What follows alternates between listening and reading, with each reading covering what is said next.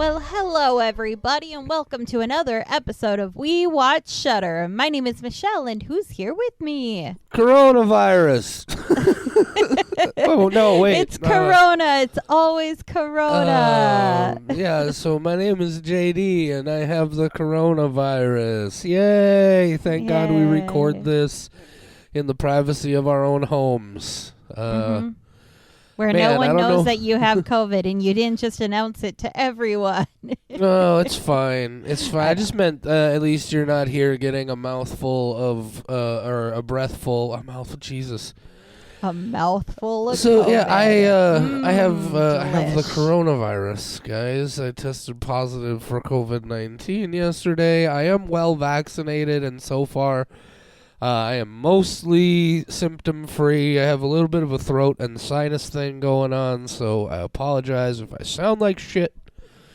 But I ain't gonna let motherfucking coronavirus stop me from talking about some Shudder movies. That's what we're doing here, isn't it, Michelle? Yeah, I am also positive. Positive that we've got a movie to talk about. Oh, did you see that? That's what we call professionalism. Professionalism. Also, they didn't see anything. They may have heard it, but they didn't Well, see shit. Okay, whatever. Podcast over. No. Yeah, we're done. Sorry, guys. Thanks for coming. Threaten to quit every other We're out. episode now. It's done. It's what's the fucking point? Oh man, nihilistic today. Full of nihilism. Anywho. Yeah, for a number of reasons. Not this movie, though. At least not that I am aware. I guess we haven't talked about it yet. Michelle, we should probably tell people, if they are tuning in for the very first time, what the whole gimmick here is, right? The gimmick is we act like we're going to talk about a movie, and then we never talk about the movie. Sorry, spoiler alert. One could argue that we do talk about the movie sometimes. Sometimes, I suppose. Yeah, we do watch Shudder, as the name implies. We do talk about Shudder. We don't always have an organized discussion. It is usually a hodgepodge. Right.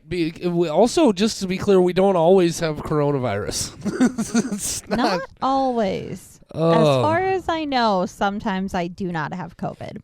At the very least, there are some times in my life where I have not been positive for a murderous disease. But well, I'm also positive that we have a movie to talk about. We went through this once. Tell us what that movie is, Michelle. The movie is called Sorry About the Demon. Sorry about the demon. Should I read title. the Shudder description? I think movie? we determined that based on the nature of this film, the details that they mention in the description don't really qualify as spoilery. So yeah, why don't you go ahead and read that description so people know what this movie is about. For shizzle. Okay. The description from the Shudder website. What's worse than getting dumped? For Will, it's finding out that his new place... His new place is full of coronavirus. No. For Will, it's finding out that his new place is haunted. Now faced with a quarter-life crisis and a house full of spirits, Will must figure out how to make things right with his ex-girlfriend and banish the sacrifice-seeking demon residing in his house. A Shudder original. Yeah. JD, would you like to hit us with your spoiler-free thoughts? Yeah, I would. I enjoyed this movie a decent amount. It was fun. It is very much horror comedy. Very high on the comedy. Only high on the horror in the sense that, yeah, it's about demons and a haunted house sort of thing, and there's a mild amount of squelchy splatter that goes on, but not really anything that I would qualify as overtly horrifying. Definitely an interesting premise, some fun things happening here. The biggest thing for this one for me, honestly, and this is not the movie's fault really, but I feel like I would have enjoyed the experience of this movie more if I had been able to see it in a theater with other people. Watching it at home alone as a comedy, there's a comedic energy that interestingly kind of parallels horror energy in a lot of ways. I feel like I would have gotten carried away with it and more deep into the belly laughing and such if it had been more of a social experience. But again, that's not the movie's fault. I think it's a solid effort. I enjoyed the experience overall. I'm giving this one a 3.25 skulls. All right, 3.25 from JD. So you're saying that this is a bad movie to watch when you are isolated due to COVID. Yeah. When you're stuck by yourself. Save this one for I when you're don't know healthy. that I would even say it's a bad movie to watch that way. I just think it would have been an overall even better experience with the energy of a theater crowd. Yep, that makes sense. So my thoughts on this film, I don't have really anything super great or super bad to say about it. It's pretty middle ground for me. There were a lot of things that made me laugh, but it did kind of draw on. So it was very middle. If somebody told me that they didn't like this movie, I wouldn't argue with them. If they said they loved this movie, I wouldn't argue with them. If they said that was the worst movie they've ever seen, that I would argue with. So it's very middle ground.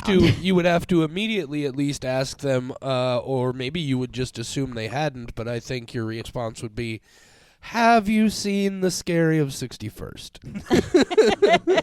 I'm never going to leave that movie alone. Yes, that's my favorite movie. And I would then say, you would know everything you need to know about that person, and you should cut them out of your life entirely. I'm kidding, guys. If that's your favorite movie, fine, whatever. I mean, you're a weird person, but I might not invite you to the Thanksgiving dinner, but, you know. I'm sorry about your rant, and I am sorry about the demon. I am going to give this a 2.25. 2.25 plus 3.25 gives us an average of 2.75 skulls. Over the halfway mark, close to that 3 out of 5. That's a generally positive experience. I wonder how Duncan Birmingham would feel about that. Never mind, guys. I didn't say it. We're probably going to get into some spoilers here now, right? I hope so. Yeah, we're going to talk about this one a little bit more in depth, give you some details about what really did and didn't work for us, where those overall scores came from. So if you want to go see this movie without any spoilers, you're going to want to go do that. Here, I strongly recommend if you're going to do that, call over a few friends at least. Maybe even, get on a Zoom call and have a viewing party. But you're going to want to go do that right about now. All right, Michelle, do you want to start? Do you want to take us through your detailed experience of this film while I figure out this thing that's about to slowly slide out of my nose that people are going to be really glad we don't have a video version of the podcast about? Is it a demon? No, it's just a little bit of sinus drainage that's really creeping down just about to get really uncomfortable and awkward. So you take it away, creepy. And I'll be right back. Okay, sounds good. For those of you who did not check out the movie, there's a guy named Will. Will's pretty sad. His girlfriend broke up with him because it has been 5 years, and he's still just kind of trucking along, not doing anything super crazy good with his life. He works for a toothpaste factory or toothpaste company, and nobody likes the toothpaste. They think it's too salty.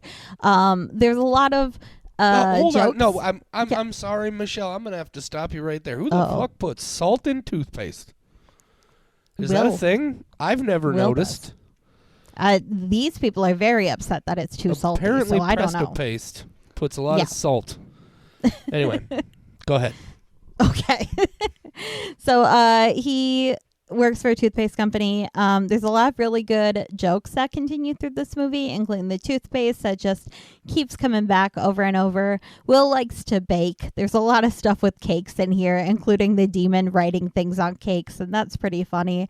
There's a lot of just stuff like that happens and keeps going on. I will say that I just watched the first 2 episodes of Velma, so my standards for comedy have been incredibly lowered, and I think that might be partially why I laughed so hard at this, because in comparison, this was very good. But it was just, it has some funny moments. The scary parts weren't really scary. It was just kind of middle for me. So if you want to give your thoughts, I don't feel too strongly about it. I laughed a couple times. It was very obvious once I found out that Emily Higgins was also a writer of one of the sketches from Scare Package, including the guy who plays Will. I went, I even thought this felt like Scare Package, but wasn't positive that wasn't recency bias. But that makes sense. It was fine. Yeah, she did the cold open segment from the original Scare Package. was both the writer and the director of that segment. And like I said, I really I enjoyed a lot of the gags in this film. I feel like there were some good running gags that happened here. The stuff with the cakes definitely was super fun. Just I thought it was an interesting way to take a pretty standard romantic comedy trope, right? It's this guy who's kind of a schlub, who probably at one point early on showed some real promise and brought this got this lady's attention for good reason, but has slowly but surely revealed himself to just be kind of a shiftless layabout with commitment fear and all this sorts of things. And intertwine that with like a haunted house scary movie sort of vibe, and I really appreciated that sort of uniqueness there. Also, though, it is, so far as narrative goes, I mean, you can pretty much see where a lot of this is going once it gets started. That's not always a problem. But again, I really feel like I didn't do a lot of like out and out belly laughing, like out loud watching the film. There were a lot of moments where I kind of in my head recognized that like there was a funny thing happening, but I was never. There's a lot of times like you just need that energy of other people around you. Also, all of you just kind of simultaneously experiencing the absurdity and silliness of what you're seeing to really get caught up in it. And I didn't have that energy. I thought just levels of interesting and fun stuff here. Will is he's your classic shiftless layabout, and just that idea of this real estate family who's just like, oh yeah, we could totally just like trick somebody into moving into this house and being the sacrifice for us, and then this guy is such an awful shiftless layabout that even the demon doesn't want him. Like, I thought that was overall maybe the highest gimmick, the best conceit of this movie. Mm-hmm. That this guy is such a schlub that even the demon doesn't want to drag his soul to hell. I thought that was super interesting. I thought his best friend, was it Patrick was his name? Yes. I enjoyed that character as the guy who thinks he's helping or thinks he's trying to help but isn't really helping at all and is maybe making things worse. I loved the other Amy as I thought she was probably the most interesting character in the whole thing, and I loved that moment where she and Will first meet when Patrick kind of surprises Will with her coming to the drinks. And then, like, she looks like she's like, oh, this guy is, like, she clocks him immediately, right? She's like, oh, this guy is a real mess.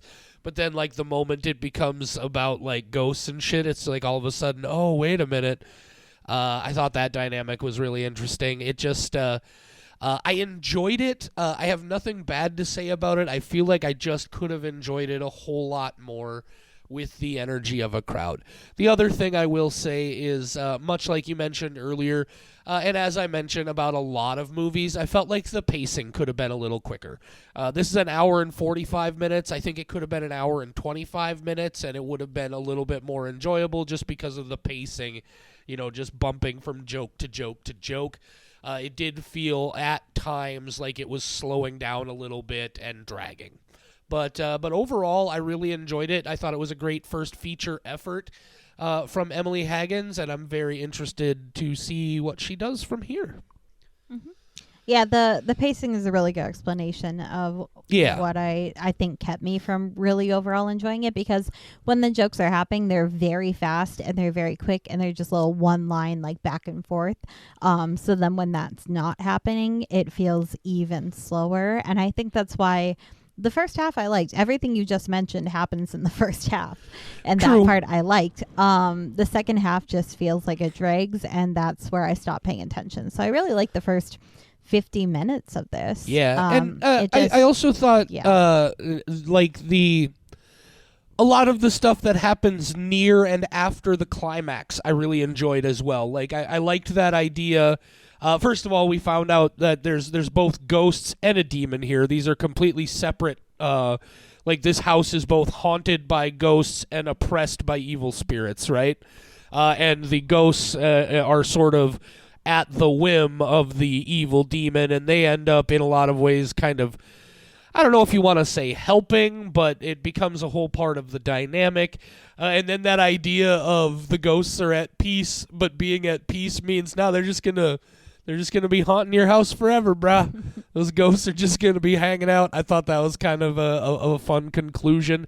It gave me a certain amount of like the haunted house equivalent of like a Shaun of the Dead vibe, where the zombie just kind of sticks around. I probably just spoiled that for somebody who's gonna complain that I mentioned that about a 20-year-old movie, but whatever. I just a lot of there was that section where like the bulk of the third act where it really gets into the action of fighting the demon and trying to figure everything out and solve the problem. And after the real estate family comes home and they realize, that this was all a setup on their part to protect their daughter and all of this, that section of the movie is where it really faltered the most for me, much like you. But again, I feel like I would have gotten through that and been caught up in it a little bit more if I had had that energy of a theatrical crowd. I don't think, aside from the pacing and the fact that I think it could have been trimmed down a little bit on how long it is, I think the vast majority of this movie was perfectly fine, just could have used that theater energy. For the fourth time. I don't mean to be a broken record. Okay. I have a COVID in my brain. Yeah, I mean, I'm glad that you do have a lot to say about it, including repeating yourself, because I have like nothing to say about this. Well, and it was just so fine to me. I'd watch everybody it again. At home is also saying to themselves, "What are you guys just now noticing that JD repeats himself?" No, guys, I know who I am. Don't judge me. You know what's really funny about this movie? People just complaining in the comments that Skinamarink hasn't come out yet and giving it 1 star. There are people who are just mad that Skinamarink hasn't come out and saying, like, why are we getting this instead of Skinamarink? Yeah, well, some of them are going to be real disappointed when they go listen to our episode about Skinamarink if you haven't. Well, maybe wait till the movie comes out. Or don't. It's up to you. You're a free will person. You can do what you want. Oh, look, you know what I do want to know, because you mentioned these reviews periodically, and I just realized that what was it? The Rad Chad's Revenge. That you gave 5 skulls to because somebody had left a review that called it like liberal garbage. Yeah, hot liberal. That was somebody named Fashioned. This person, Fashioned, seems to be the first person to leave a review on every movie on the Shudder website. Yeah. And they're all negative. I don't think I've seen a single one where there's a movie that this person enjoyed. And if there are, I haven't. That's fine. But this person, I don't know. Fashioned, are you out there? You're not listening to us. You should maybe lighten up a little bit. That's my comment on that guy. Also. I love what he says here. Just wait for Skinamarink, Shudder's only good film pick this year. Brother, it's not even February yet, and you're going to call... This podcast is not about fashion. This podcast is about Sorry About the Demon. I better leave that alone. I have had so I've started the squelching folder, as everybody knows. I should start a fashioned folder, because now I'm just digging to go just see looking what up other comments are out there. Looking up all of his I'm just ridiculous curious what reviews. They do like. Right. Yeah, I did not realize this was the same person. I just want to find one where they give it a 5. I'm curious what movies they are into. Skinamarink, but we're not even positive if they've seen it yet. Because it's not on the Shudder website. Did they get a limited release in their area? We don't know yet. Right. But I need to know. Fashioned, if you're out there, talk to me, buddy.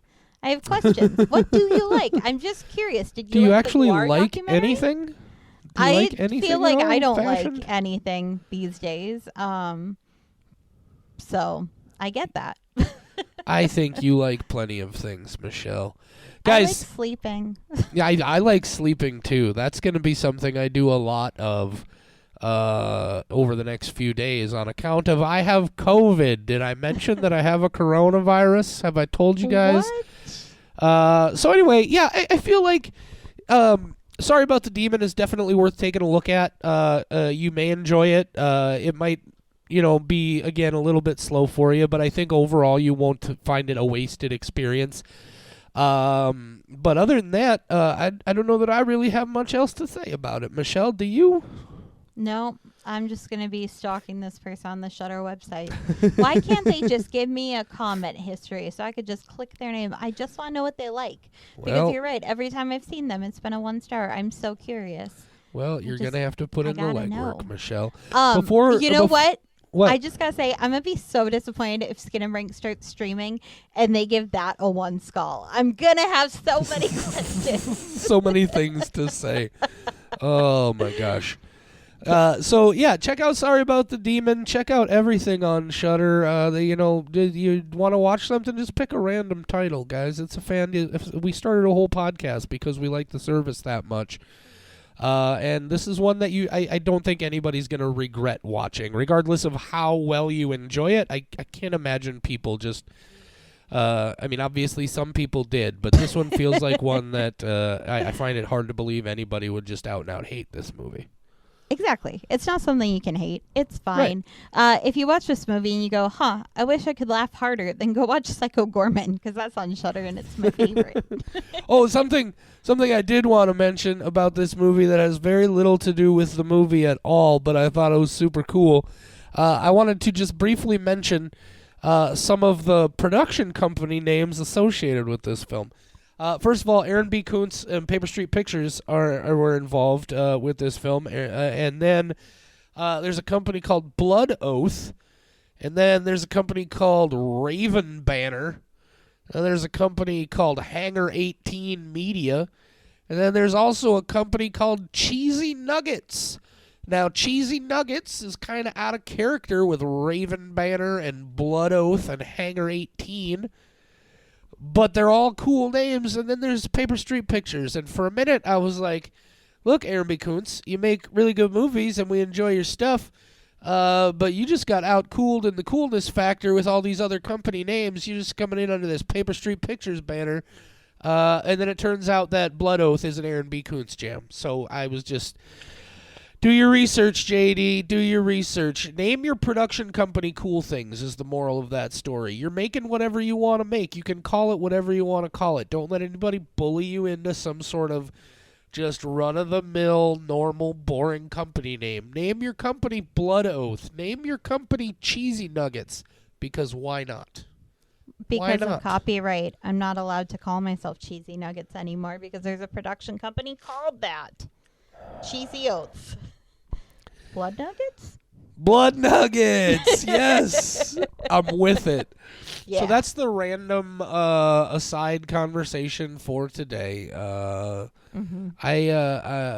so scattered in my thoughts. I'm sorry if this was a weird, random, unfocused episode for you guys. I probably should have taken a week off to recover from this coronavirus, but fuck this coronavirus. You ain't putting me down. I got shit to do. If you made me do this podcast by myself, everybody who has been listening would stop listening forever. So you Michelle, cannot take a week off. I would have given you the week off too. I wouldn't have. No, I've got 100% attendance record. That never happens for me. That's fair. It never happens for me either. So, God, I never thought about it that way, and now I've got that pressure on me. Yeah. Fuck. No, exactly. God damn it, Michelle.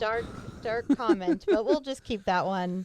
We'll just say that sometimes I think about dying, but I don't want to break my attendance record. So. For sure. I don't. Guys, before we go, I do want to mention that we are on all your social medias. We're on the Facebook, the Instagram, the Twitter, the TikTok, all of those places at We Watch Shudder. I'm not going to talk about it too much, but I've mentioned in the last few episodes that we're going through some rough stuff with my mom. We got a GoFundMe that I put together, just reaching out to some folks asking for a little bit of help there. If you look at our Facebook or our Twitter or all those other places, you'll find a link to it. If you do enjoy the show and you feel so inclined and you have the ability, any assistance that you could provide would be especially helpful. If you don't have the ability, if you just give it a share to your other folks, I would certainly appreciate that. But check out our website, WeWatchShudder.com, which features the Squelching Files, which Michelle has put so much hard work into, and a variety of other things as well.